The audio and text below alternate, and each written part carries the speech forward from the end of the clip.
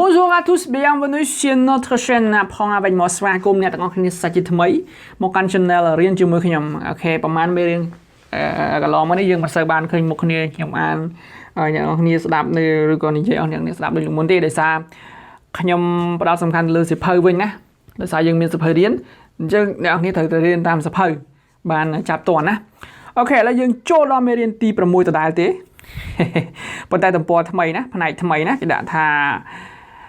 La famille de Dara មានន័យថាគ្រួសាររបស់តារាប្អូនតារាលោកតារាឬក៏ពូតារាយ៉ាងទៅតាមដែលយើងចង់បកណាគេដាក់ថាខាងលើបំផុតគេដាក់ថា grand père មានថាលោកតាណា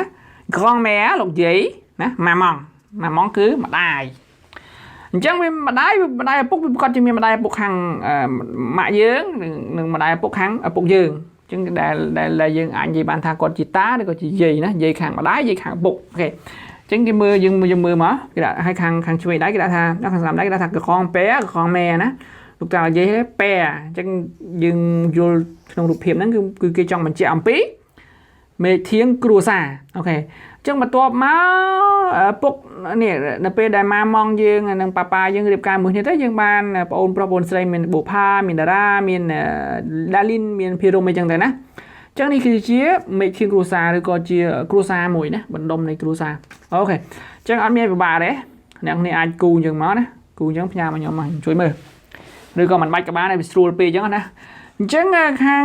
ទំព័រទី41គេដាក់ថាម៉េច l'identité សម្គាល់ណាឥឡូវខ្ញុំចេះណាឥឡូវខ្ញុំចេះ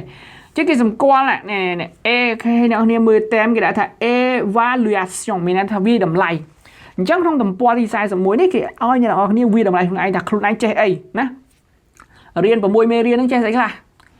ណារៀន6មេរៀនហើយចេះស្អីខ្លះចេះស្អីខ្លះចេះស្អីខ្លះណាអញ្ចឹងគេដាក់ថាឥឡូវខ្ញុំចេះអញ្ចឹងណាបំបីកិរិយាសព្ទ être និង avoir នៅតង់ présent មានន័យថាតង់បច្ចុប្បន្នកាលអូខេអញ្ចឹងយើងបំបីមកនេះគេដាក់être នេះគឺកិរិយាសព្ទដើម avoir កិរិយាសព្ទដើម avoir កិរិយាសព្ទដើម être កិរិយាសព្ទដើមavoir កិរិយាសព្ទដើម être ក៏កិរិយាសព្ទដើមដែរអញ្ចឹងអ្នកគ្នាត្រូវបំបែកវានៅស្ថិតនៅក្នុងតង់ présent មានន័យថាតង់អាណាបច្ចុប្បន្នកាលណាគឺគណៈលើនេះគណៈនេះអញ្ចឹងគេលំហាត់នេះអ្នកគ្នាធ្វើហើយផ្ញើមកខ្ញុំមើលណាទី2គេដាក់ថាម៉េច ប្រើ les articles indéfinis ណាគេដាក់ចូលបំពេញ les articles indéfinis article des indéfinis មានខ្លះលើឡាឡេណា en une des ហ្នឹងអូខេរៀនហើយណាបើអ្នកមិនច្បាស់សូមចូលអានទំព័របទានុក្រមណាទៅអានបទច្បាស់ទេទៅអានម្ដងទៀតណា les articles indéfinis អញ្ចឹងនេះជាលំហាត់ក៏ដូចជាស្លឹកទំព័រមួយសំខាន់បំផុតដែលវាតម្លៃថាអ្នកនរគ្នានឹងចេះអីខ្លះបន្ទាប់ពីរៀនអូខេអញ្ចឹងខាងក្រោមមកទៀតលេខ3វារៀងខ្ញុំ scan អត់អស់ទេគេដាក់លេខ3លេខ4មកគេណាចឹងថាបំបែកកិរិយាសព្ទក្រុមទី1នៅតង់ présent អូខេគេឲ្យយើងបំបែកកិរិយាសព្ទក្រុមទី1នៅតង់ présent នេះចូលបំពេញកិរិយាសព្ទឲ្យបានត្រឹមត្រូវអូខេចឹងគេដាក់មកនេះណា répète ស្អីគេបន្ថែមអីណាបន្ថែមil បន្ថែមអី tu បន្ថែមអីខាងចុងដែលខ្ញុំបញ្យល់មេរៀនមុនណាចឹងកិរិយាសព្ទកន្លែងនេះត្រូវអ្នកនរគ្នាទៅបន្ថែមចុងនេះ nous នេះបន្ថែមអីគេ nous habitons ណាថែម ONS មកអញ្ចឹងត្រូវហើយអញ្ចឹងនេះជាលំហាត់មួយទៀតហើយទី4ចុងក្រោយគេដាក់ថាសរសេរគុណនាមសមស្របតាមភេទនិងវចននាមអូខេចូលសរសេរគុណនាមឲ្យបានស្របតាមនាមអូខេគុណនាមឲ្យស្របតាមនាមអូខេគេដាក់ថាម៉េច Céline Dion est une chanteuse អីគេ Canadien ឬក៏ Canadienne អញ្ចឹងគាត់ជាស្រីហើយសញ្ជាតិយើងត្រូវដាក់ថាម៉េចយើងដូរទៅជា Canadienne